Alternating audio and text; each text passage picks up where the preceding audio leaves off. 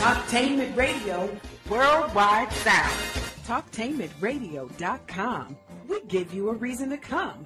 The world's greatest radio. We give you a reason to stay. Radio, the way it should be heard. You got the power. The views and opinions expressed are those of the host and guests and not necessarily those of TalkTainmentRadio.com, 3MR Production, its ownership, management, or staff. We got the power. The power. The power. The power. This is The Compensatory Concept with Mr. Neely Fuller, heard exclusively on TalkTainmentRadio.com, the world's greatest radio. Radio, the way it should be heard. And now, Mr. Neely Fuller. If you do not understand white supremacy, which is racism, what it is and how it works, everything else that you understand will only confuse you. Only confuse you. Only confuse you. This is The Compensatory Concept with Mr. Neely Fuller Jr., heard exclusively on TalkTainmentRadio.com. Radio, the way it should be heard. There are no other brands out there. There are a lot of people who are trying to copy Talktainment Radio, even trying to hijack our name. But there's only one TalkTainmentRadio.com, and that's us. That's us. So I created that word. And we copyrighted it, so I want the world to know Talktainment Radio is us right here, right now. And there's only one compensatory concept on TalkTainmentRadio.com, and that's with Mr. Neely Fuller. And I want to bring him in right now. Mr. Fuller, how are you, sir? I'm still learning. Mr. Fuller, tell us how to reach your definitive works on racism and white supremacy. You can get it by going to producejustice.com. That's producejustice.com. And it'll come up on your screen, a textbook workbook for victims of racism, which racism would be white supremacy. There's also an additional book that's an addition to the basic book, and that's a compensatory counter-racist codified word guide. And it's similar to a dictionary. It's not exactly a dictionary, but it's a word guide showing you how to use words, how not to use words, what questions to ask when people use certain words that may or may not be confusing to the listener or the reader. And it's to try to guide people through with the purpose, the ultimate purpose of ridding the world of racism in the form of what we call white supremacy, which is the only real form of racism, and replacing it with a system of justice. And going on from there to produce a better product of people on this planet. The assumption is that no one on the planet now is the quality of person that a person should be. And mainly on account of racism is holding up everything. Mm-hmm.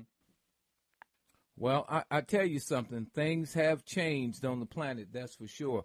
I was just reading a couple of articles, but I'm going to get to another subject matter in a minute. It said white backlash scuttled some war. Backlash scuttled some war on poverty programs, including job training for minorities and skilled trades. White workers whose union hiring halls had for decades hired their sons, their nephews became Reagan Democrats, said Jill Quidando, professor of sociology at Florida State University, author of a new book, The Color of Welfare, How Racism Undermined the War on Poverty. White union members, she said, saw minority trainees as a direct threat to their prerogative to choose who was to be hired. Mr. Fuller, you remember the so-called war on poverty, don't you? Yes, sir. How does those words stack up to you?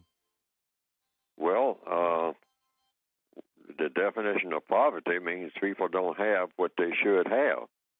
And so that is all over the world, and it always has been within the what they call the lifetime of the people who now exist on the planet.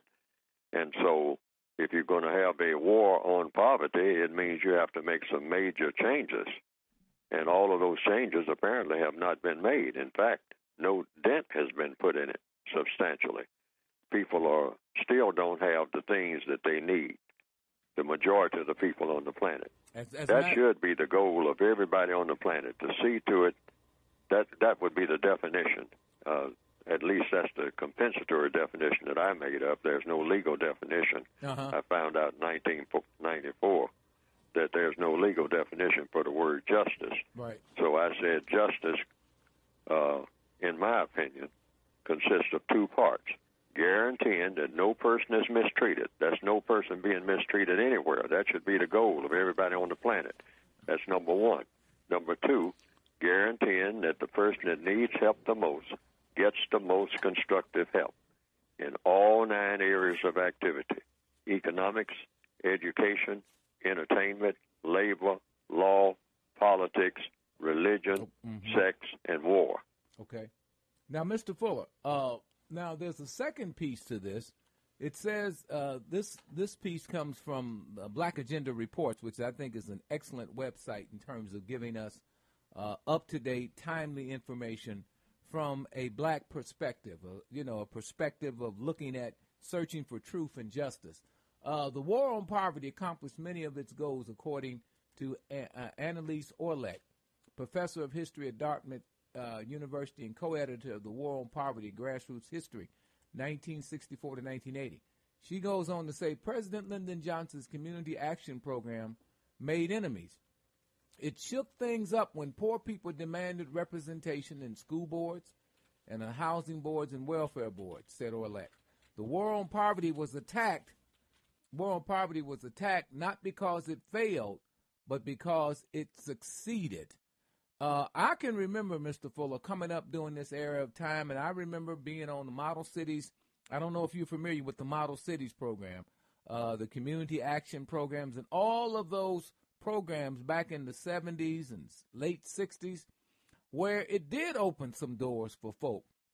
We were able to get on the housing. That's what allowed a lot of black people to take over, for example, the housing authorities in their communities. A lot of them were able to go on and get degrees that they never would have gotten, particularly at white universities. So it would appear that what was working for some reason was pulled back only after about 10 or 15 years. Mr. Fuller. Yes, well, the whole premise of white supremacy is arrogance, to glorify arrogance, to glorify royal arrogance. In other words, holier than thou. That's the whole principle, that you walk around and beat on your chest like Tarzan and say, I'm king of the world, and there are people, a whole category of people that I can stand on the highest mountain and look down on and say disparaging things about. And that makes me feel great, because that's really what life is all about. Life is about feeling great about yourself and having somebody, some category of people that you can always look down on and stomp on and splash water on as you drive by in your royal coach, and feel good about it.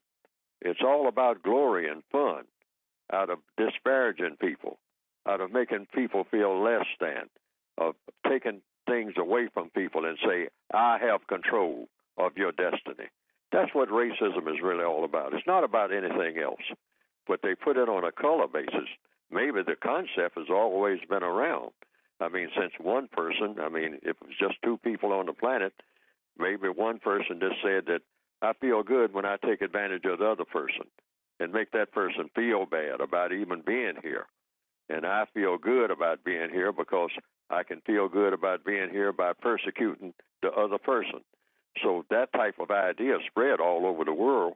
And when somebody thought of putting it on a color basis, which apparently they did, the evidence shows that they did, that turned out to be the greatest religious and political idea, as far as power is concerned, ever conceived in the minds of people. And it's permeated everything, all 9 areas of activity everywhere. And there are people who are wedded to that. Why? Because it's the thing that people are taught. People are taught in a subliminal way. The best football team, like General Patton said, the best runner, the best weightlifter. By being the best compared to what? compared to somebody else. And that's basically a poisonous idea when you use it for non-constructive purposes, like feeding arrogance, feeding this idea that in order to be worthy of anything, you have to have somebody to stomp on. Mm-hmm. That's all racism is about. It's not about anything else at all. All the Marxists used to say back in the college years, they would come around and they would say, well, it's about economics, it's about a class structure, et cetera, et cetera. E. Michelle Lee, who does the E. Michelle Lee show, is here.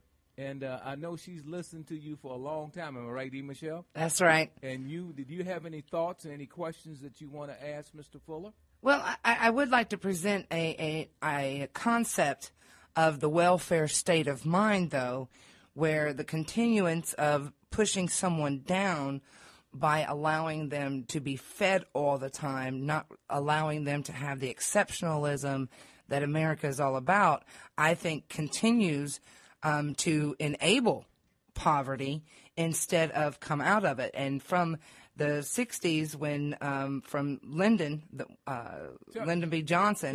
Tell Mr. Fuller a little bit about your background so that he can get a sense of the context of where you're coming from. Well, in my background, I was an interracial couple, and I have biracial children. And, one of the things that really set me straight one day was when my 9-year-old said to me, Mom, you just don't understand.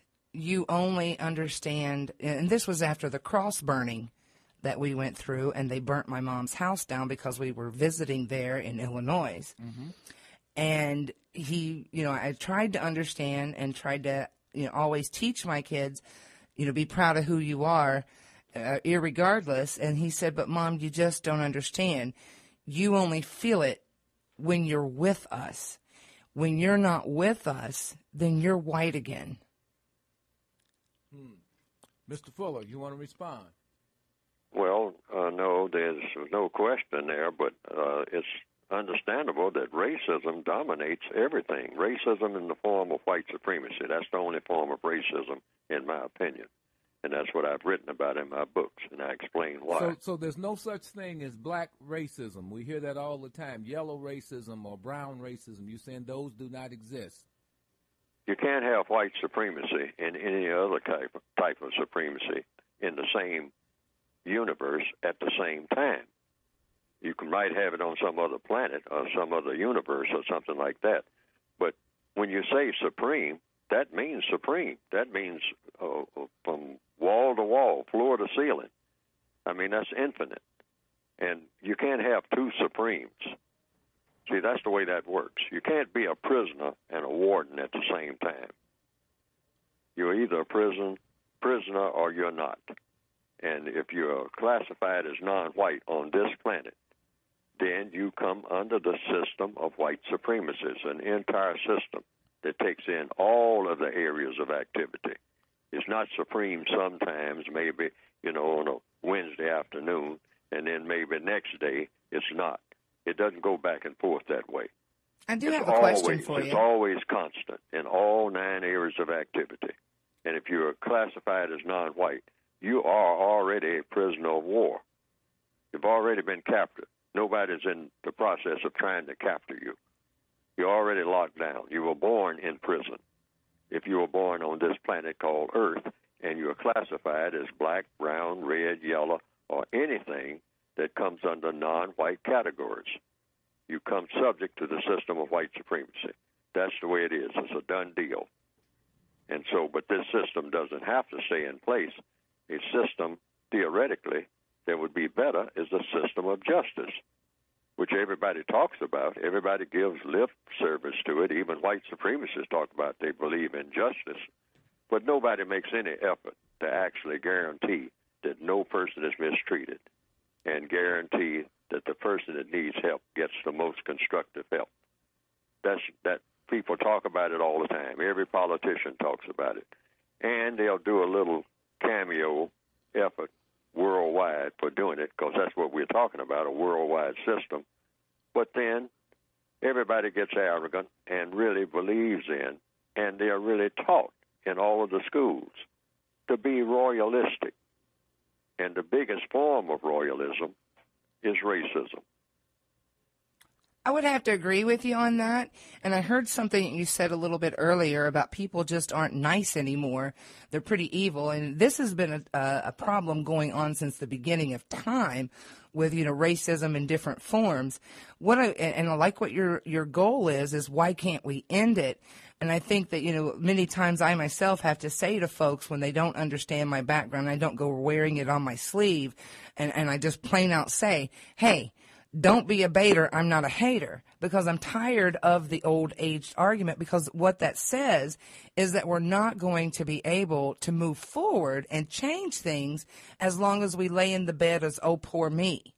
So what are you suggesting that could be steps forward to stop this mindset of racism for any other color besides white, so that we can get both sides behaving themselves? Because, I don't think that people like Reverend Jackson or Al Sharpton are doing us any good when it comes to trying to make relations better.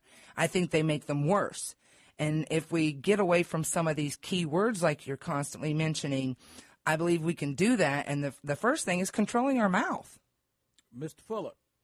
Well, then it comes down to what's the procedure for doing that?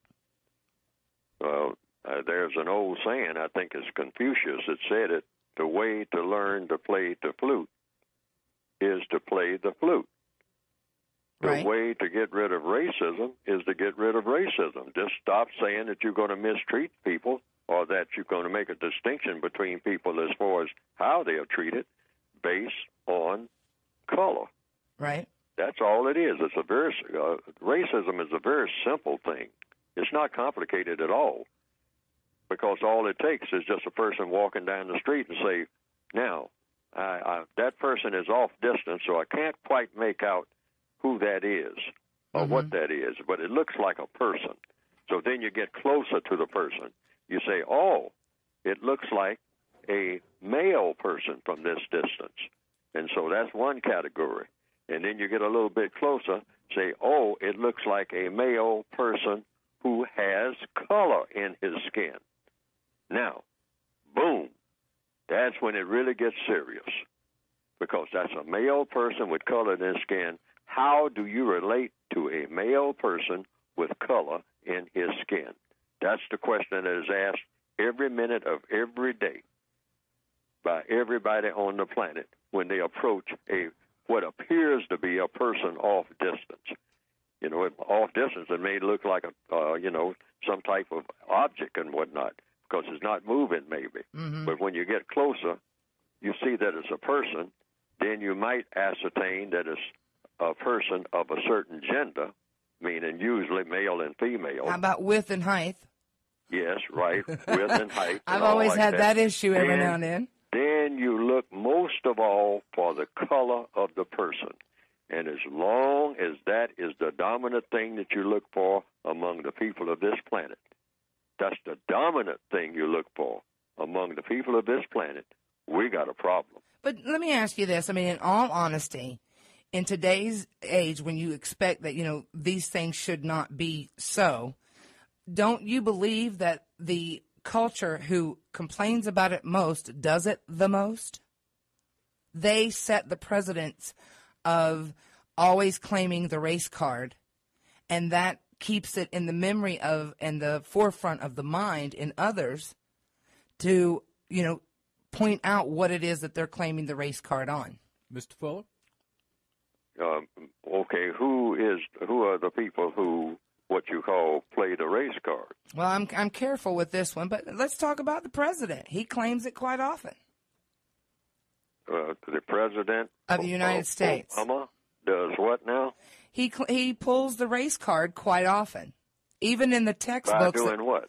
By saying things. Well, for example, in the Common Core textbooks that we're dealing with right now, in the 4th grade level book of history, they put a statement in there, and these are things that have infiltrated from his administration to go into these textbooks, that people didn't like him, especially in Illinois, because of the color of his skin. They don't say, no, we don't like you because of the bad policies that you have and the mismanagement of the country. So he claims that it's because of the color of his skin, when it's not. That's not true. Oh, in other words, someone said that, if I understand correctly, someone said that President Obama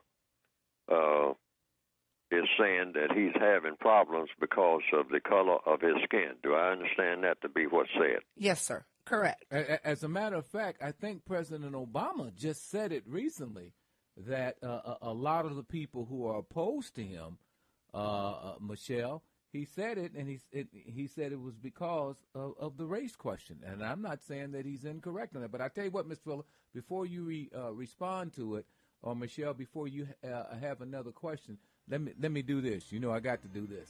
So I want everybody to stay right there. I'm going to ask Michelle, does she believe white supremacy exists? And if she does believe it exists, why? Stay right there. More to come on the compensatory concept with Mr. Neely Fuller Jr.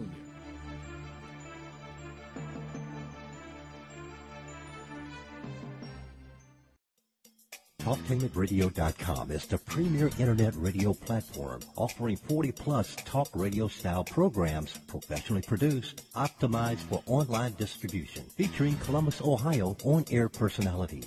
TalkTainmentRadio.com offers listeners diverse programming options covering topics such as arts and culture, love, life and relationships, technology, religion, paranormal activities, local and national politics, women's issues, alongside health and wellness. Listeners can access their favorite TalkTainmentRadio.com programs free of cost through the website. Download the TTR app to your cell phone and you can take us wherever you go. We have programs on demand to fit your schedule through our podcast. The address is TalkTainmentRadio.com. Richard Holt, research chemist, University of Rio Grande in southeastern Ohio. With your skin, you can see your condition. Richard's Remedy is a multi-purpose cream that works on a variety of skin conditions. I sell it in a 1-ounce container through the internet for $12.95 at richardsremedy.com. All major credit cards accepted. Call 937-607-4259 or go to email info@talktainmentradio.com for a free sample of Richard's Remedy. Hi, this is Bob Fitrakis, editor of the weekly Columbus Free Press. That's right, we're now weekly. If you don't like monopoly news, support your alternative newspaper, the Columbus Free Press. Read it and advertise. Keep the dream alive. The Free Press, bringing you the other side of the news since 1970. Now more than ever. Call us 824-3853. Pick it up at your favorite newsstand. The Columbus Free Press. Keep the dream alive. The United Independent Compensatory Code System concept by Neely Fuller is considered as one of the substantial and basic books for understanding and effectively countering racism. Neely Fuller will turn upside down everything you've heard and everything you think you know about racism and how it works. Call area code 202-484-5461. 202-484-5461. Hey, Carol, that's your third espresso. What's going on? I've just been to my doctor, and he's ordered lots of tests. Blood work, scans, x-rays. Why? Is everything okay? That's just it. I don't really know the whole story. Well, I think the best thing you can do is get more involved in your own health care and get some information. How do I do that? One of the most important things you can do for your health is to ask questions. Be an active and informed member of your healthcare team. Remember, your healthcare is about you. For starters, you should ask what condition you're being tested for, how the tests will be done, how soon you'll get the results, and what happens after that. Learn more about what questions to ask about medical tests and other aspects of your health care. Get the brochure, Be Prepared for Medical Appointments, available at ahrq.gov/consumer. That's ahrq.gov/consumer. A message from the U.S. Agency for Healthcare Research and Quality.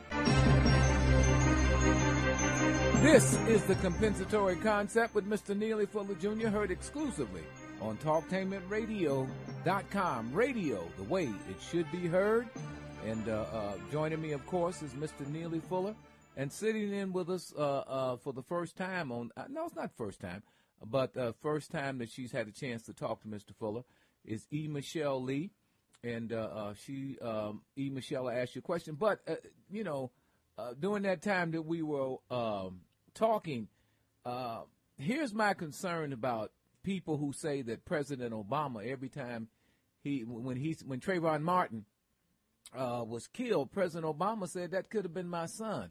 And immediately everybody wanted to say he was playing the so-called race card without defining what the term race card means. I mean, that's who invented that word? Where did it come from? What's the purpose of it? I've never seen a race card. I've seen a deck of cards, but I've never seen a race card. So it's hard to respond to what in God's name that actually means, Michelle. But just because he makes a statement, he could have been his son. How is that, how is that race? When a white politician comes into a place where there's a hurricane and he's hugging upon the white people who are there, and Bill Clinton says, I understand your pain, nobody said he was playing the race card. But when Obama tries to even identify with a situation or to tell the truth about his condition, automatically white people want to say, oh, he's not all of them. Some of them want to say, oh, he's playing the race card. So you kind of got me confused. But, Michelle, I want to ask you a question. Mr. Fuller has said for years that white supremacy is real, it exists. My understanding is, I don't know whether do you believe white supremacy exists currently on the planet right now, and if so, why? I do believe that it exists. Why? Because it continues to be at the forefront of the conversation, and some people just refuse to change. And another thought that I have about that is back what Mr. Neely said, when people are evil, they're going to behave evil. And that is evil anytime there's racism present, period. I don't agree with it. I'm from back home in West Virginia. It's prevalent there. And there's certain areas that people still don't go in after 5 o'clock, because if it's wintertime and 5 o'clock, it's dark, and you want to come on out. So what you're saying is that what Mr. Fuller has been postulating for all of these years is absolutely correct. Absolutely. If you look at the financial power, if you look at the economic control around the world, so you're saying essentially nothing has changed. Is that correct? I wouldn't say nothing has changed. I mean, in terms of who controls the planet. No, I don't agree with that either. I believe there's a different control in the planet right now, and that might be a little bit above what this conversation is about. So you don't believe in global white supremacy? I'm trying to understand. I believe in global evil.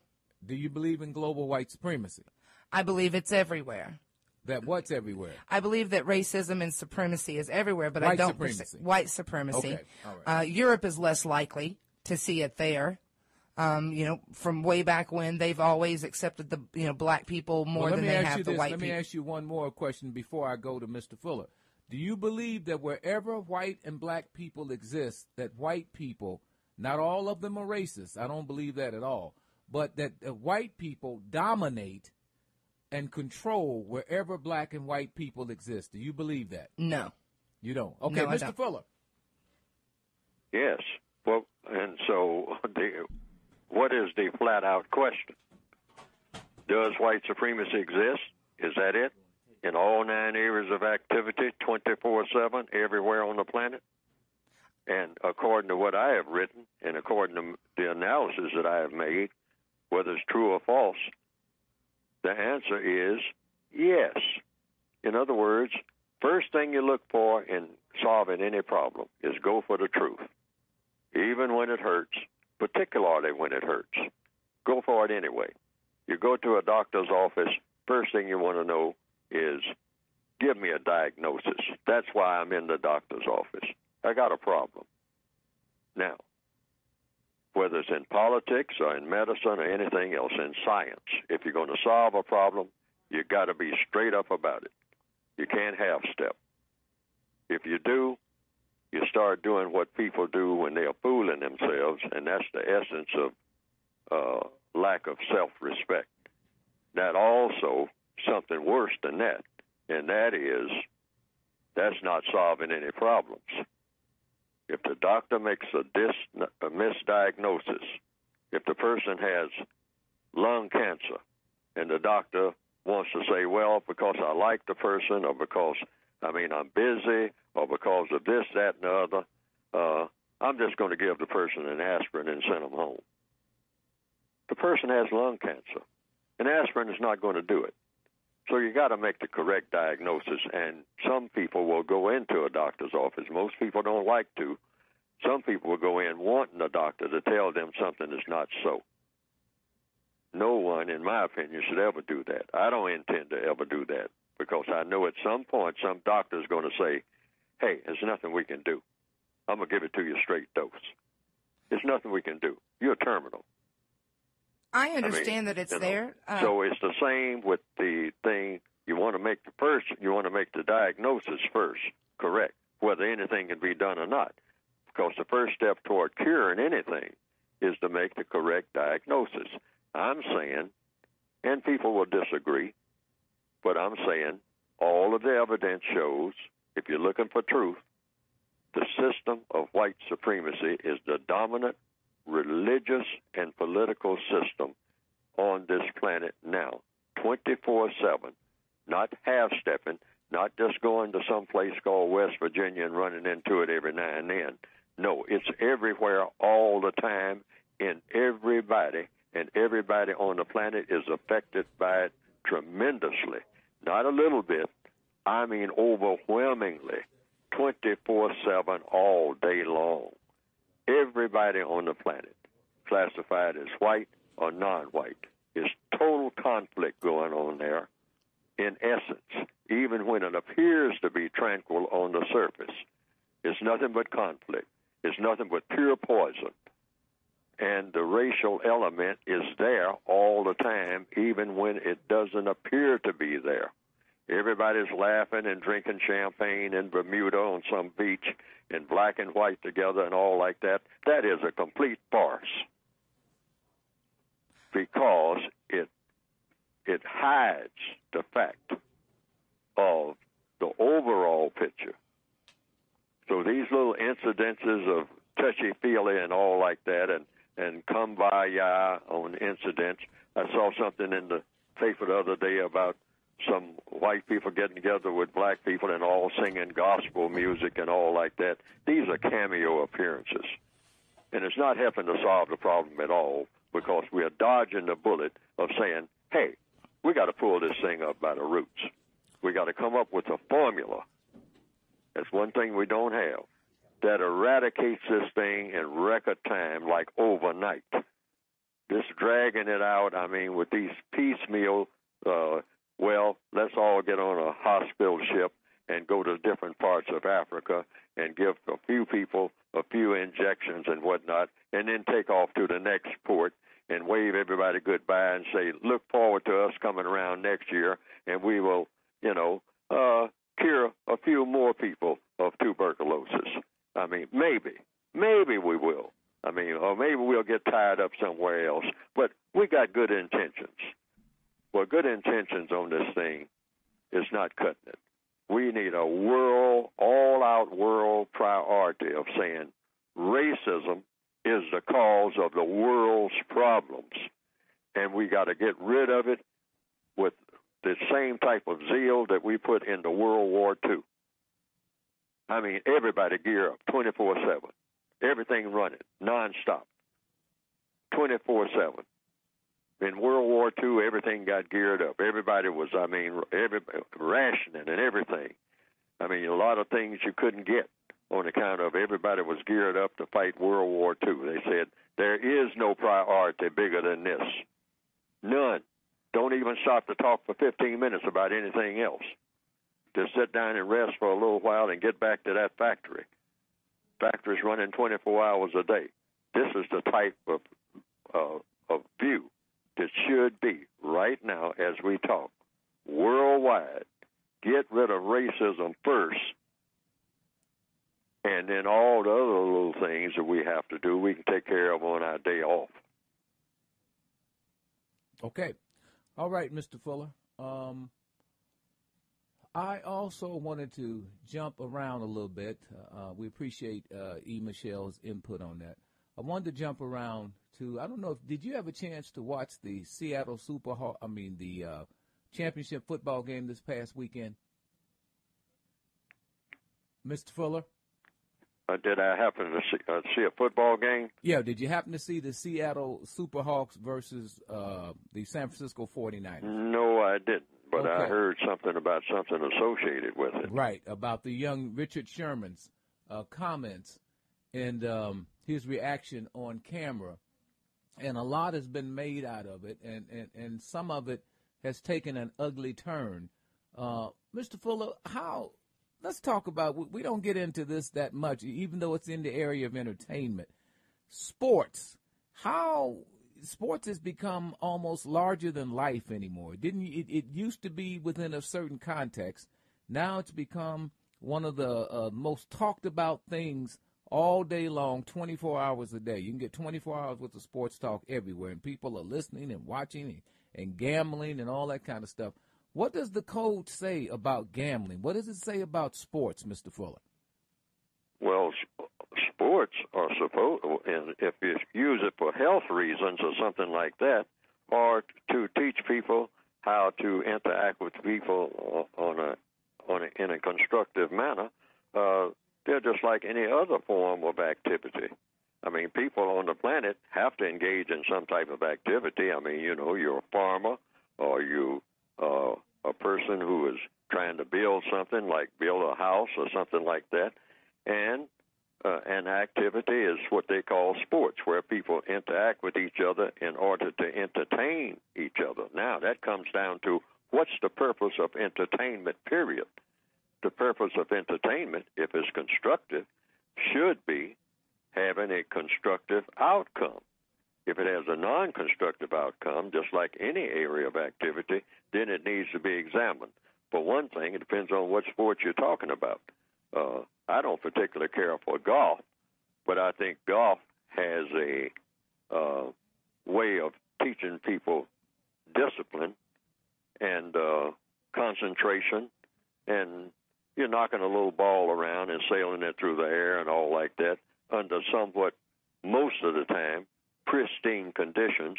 Now, if this has a healthy effect on the mind, then you go with it. For years, I have taken a stand. I mean, when people ask me about it, I say boxing shouldn't have never existed in the first place.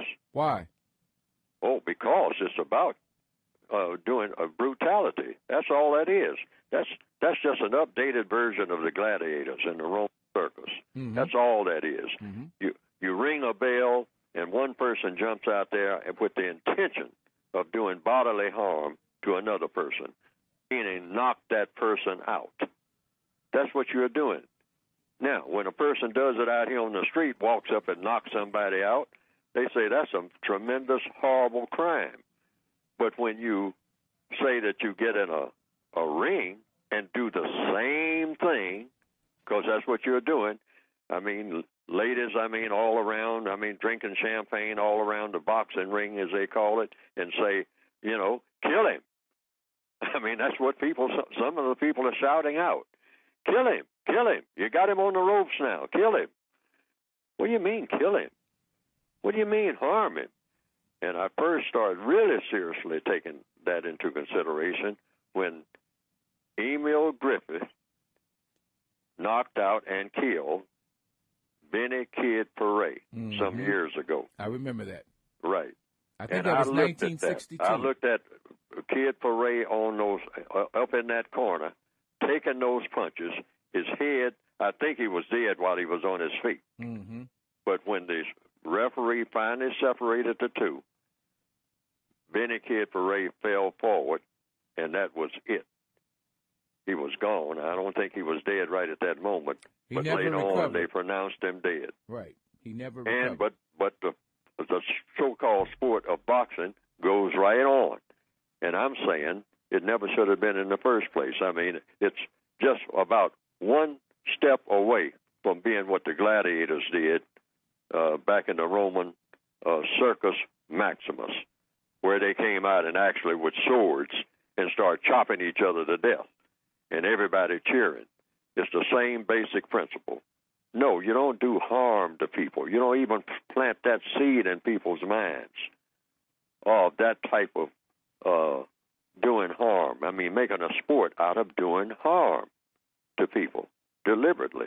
Now, football is pretty close to it, but football is all about just running to the goal and people trying to stop them from getting there.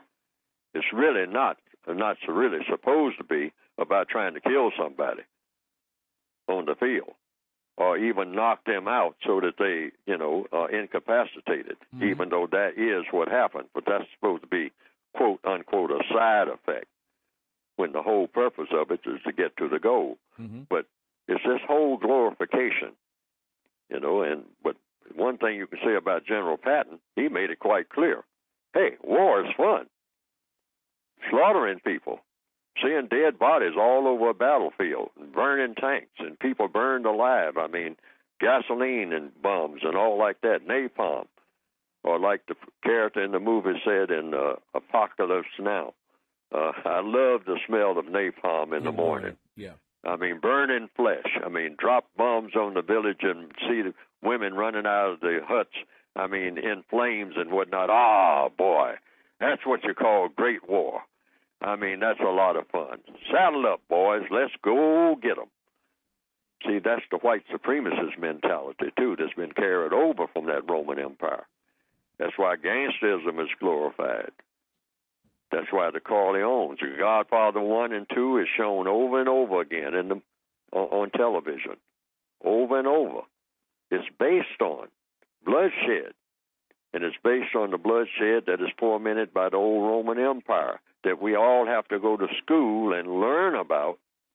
Most of it is about killing. Julius Caesar is a killer. Alexander the Great, he didn't come out of the Roman Empire, but he's similar to it. A Macedonian, from Greece. Greece and Rome is all about conquest, all about going somewhere and finding somebody to kill. The Vikings are glorified for the same reason. Hagar the Horrible. Let's go somewhere. It's time. I'm tired of sitting here drinking beer. Let's go somewhere and kill some people. And that's supposed to be fun. And we teach people that in schools right today. You can't get your degree. You can't get your strut across the stage and get your diploma out of high school without learning about Julius Caesar and Alexander the Great and all of these, and revisiting the so-called Civil War, which is all about racism, but it's all about white people fighting each other over who's going to be in charge of the Negroes, okay, and how they're going to be handled. And that hasn't changed today.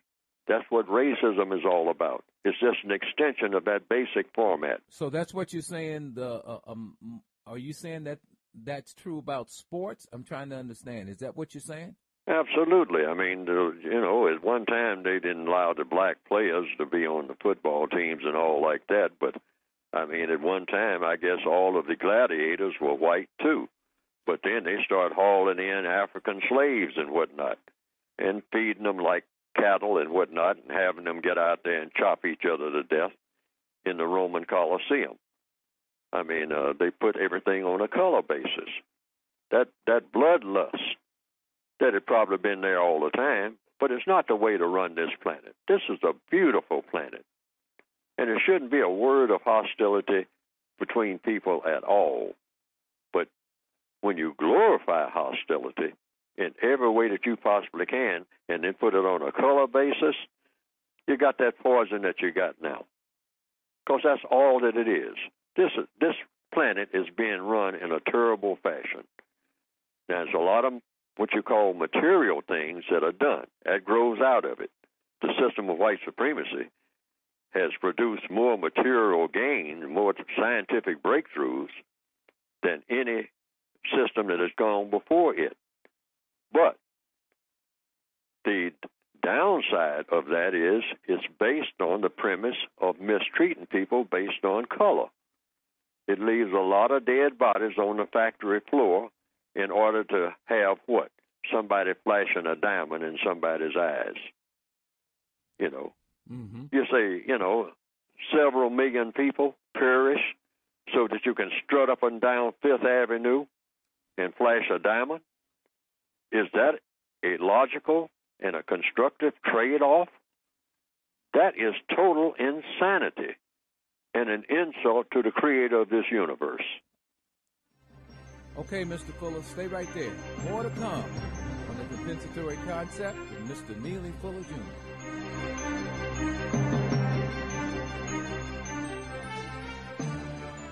Hey, Carol, that's your third espresso. What's going on? I've just been to my doctor, and he's ordered lots of tests. Blood work, scans, x-rays. Why? Is everything okay? That's just it. I don't really know the whole story. Well, I think the best thing you can do is get more involved in your own health care and get some information. How do I do that? One of the most important things you can do for your health is to ask questions. Be an active and informed member of your healthcare team. Remember, your healthcare is about you. For starters, you should ask what condition you're being tested for, how the tests will be done, how soon you'll get the results, and what happens after that. Learn more about what questions to ask about medical tests and other aspects of your health care. Get the brochure, Be Prepared for Medical Appointments, available at ahrq.gov/consumer. That's ahrq.gov/consumer. A message from the U.S. Agency for Healthcare Research and Quality. TalkTainmentRadio.com is the premier internet radio platform offering 40-plus talk radio style programs professionally produced, optimized for online distribution, featuring Columbus, Ohio on-air personalities. TalkTainmentRadio.com offers listeners diverse programming options covering topics such as arts and culture, love, life and relationships, technology, religion, paranormal activities, local and national politics, women's issues, alongside health and wellness. Listeners can access their favorite TalkTainmentRadio.com programs free of cost through the website. Download the TTR app to your cell phone and you can take us wherever you go. We have programs on demand to fit your schedule through our podcast. The address is TalkTainmentRadio.com. We're cracking down on Medicare fraud. The health care law gives us powerful tools to fight it, to investigate it, prosecute it, and stop criminals. Our senior Medicare Patrol volunteers are teaching seniors across the country to stop, spot, and report fraud. You can help. Guard your Medicare card. Don't give out your card number over the phone. Call to report any suspected fraud. We're cracking down on Medicare fraud. Let's make Medicare stronger for all of us. Did you know that people born from 1945 through 1965 have the highest rates of hepatitis C, but most don't know they're infected? People can live for decades without symptoms, but over time, hepatitis C can cause serious health problems. If you were born during these years, the CDC now recommends that you get a blood test for hepatitis C, so talk to your doctor and find out if you have hepatitis C. It could save your life. No more. You got the power. All right, this is the compensatory concept with Mr. Neely Fuller Jr., heard exclusively on TalkTainmentRadio.com. I'm Brother Kahari, sitting in every week with Mr. Fuller. Mr. Fuller, let me see if there's anything in the last quarter of the show. Is there anything that's come up to your mind, or anything that you want to discuss, or anything that you particularly want to put on the table? We try to do that periodically. So at the beginning of this new year, let's see how anything that's come to you over the holidays or anything since that has been particularly on your mind that you want to talk about. Mr. Fuller. Yes, racial classifications. I'd like to get to that periodically, and I'm doing it now because someone called me about it this morning. And I couldn't get the gist of it. It was rather vague, but some people have been suggesting that black people who are classified as black, shouldn't be thrown in the same categories with people who are classified as brown, red, yellow, beige, tan, and everybody should be segmented in these different categories, and that should be frozen in these segments. And then that's the way to approach the entire thing about racism, rather than the categories that I have, which are in the textbook for victims of white supremacy. And it's just three categories: white, non-white, and white supremacists. Now, the white supremacists are a political category. There's no such thing as a white, there's no such thing as a black race and a beige race and a yellow race or a brown race. It's just a white race. The white supremacists went around calling everybody else a race. If you ask the average person, when did they find out they were members of a race? It's because somebody told them. I mean, a person is born into this world, and somebody tells you what race that you belong to. Now, who is this somebody? It's always the white supremacists. They are the ones who say, we are white people, first of all, on account of our lightness in skin, but we're also a race. And all of these other people are going to be members of a race. Well, what other people? Well, the people who we say are not white. The people who we say are not white. Say, okay, who are these people? Say, well, we will say that we'll call some of them brown. We'll call some of them black. We'll call some of them yellow. We'll call some of them red. And if we think of some other categories, just like we are doing with the genders now, we'll just scramble them all and whatnot, but we'll say that collectively they're all non-white. Okay? So I decided to go with that, the non-white category. All right? But within the context of fighting racism that they have already established. But I say the non-white categories are not members of a race. It's only one race, and that's the white race. See, that's the way, the strategy that I intend to use, and I think all non-white people should use it, because that puts all of the non-white people in a major category, rather than let the white supremacists determine that we're going to be black people and brown people and red people and yellow people. No, you can't have it that way, because that's to the convenience of the white supremacists. Because you even have black people going around saying, well, yeah, black and brown people, when if you look at most black people, including in Central Africa, most black people are brown. If you're talking about color here, what are we talking about? Are we talking about color, or are we talking about hair texture? We're talking about color. If you look at the average black person on the planet, the average black person, even in Uganda or in the Congo, which is what you call Central Africa, one way you can test it, have the person stand in the sunlight at noon. Look at the person's hair. If the person is relatively young and they don't have gray hair, the person doesn't have gray hair. And then look at the person's forehead. That's a quick test that you can make.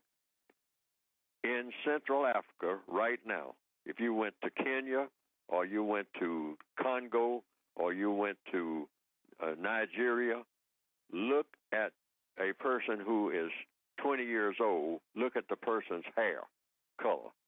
It will be what you call black. Then look at the person's forehead. Standing in the sunlight now, not standing in the shadows. The person's forehead is most likely to be dark brown.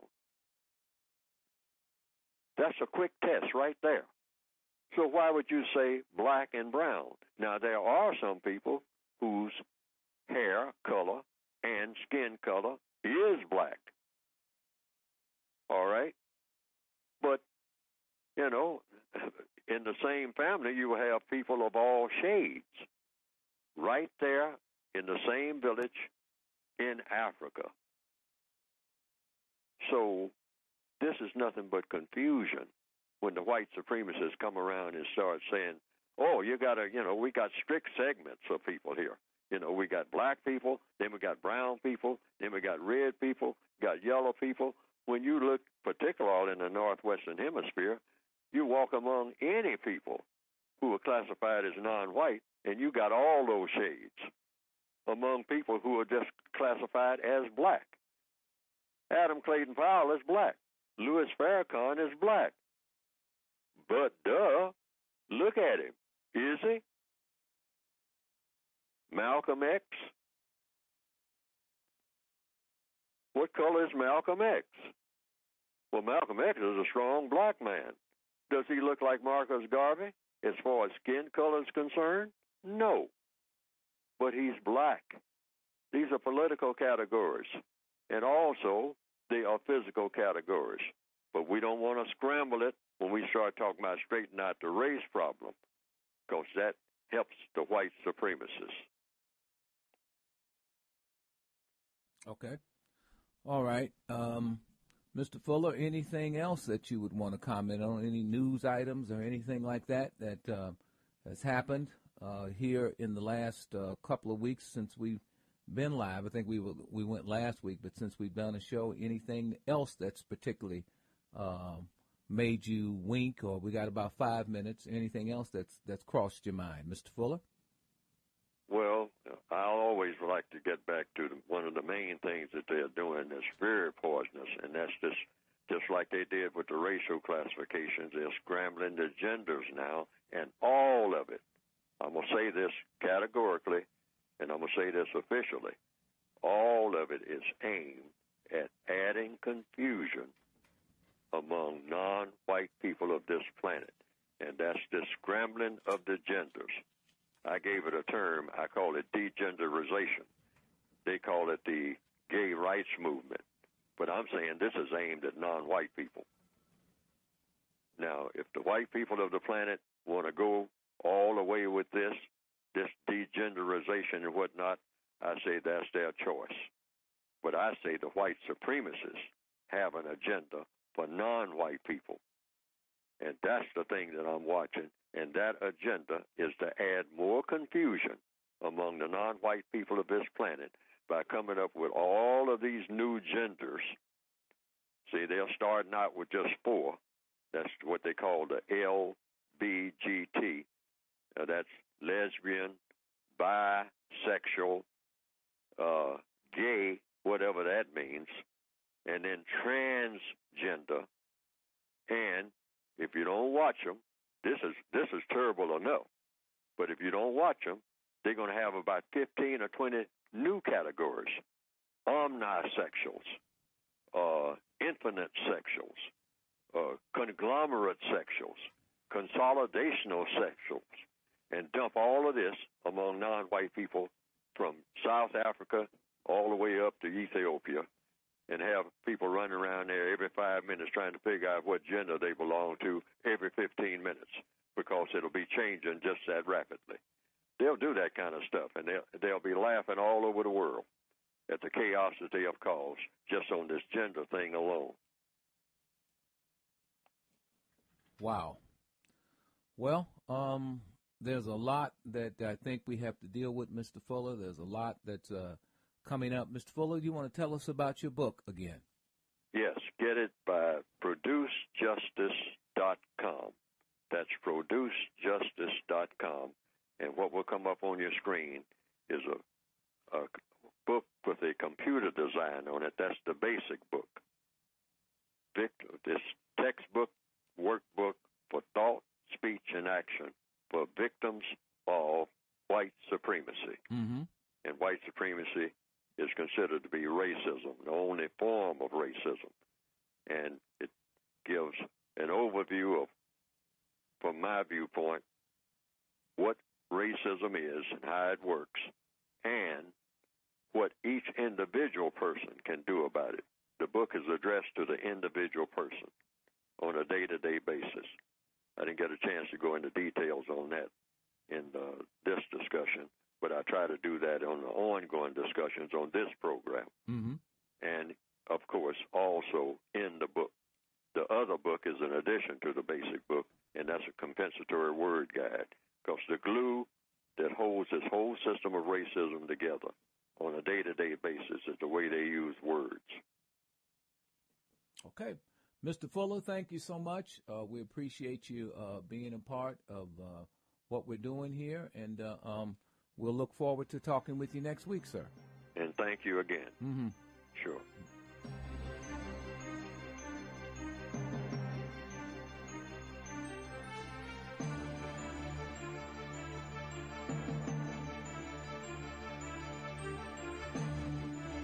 Thanks for listening to The Compensatory Concept with Mr. Neely Fuller, heard exclusively on Talktainment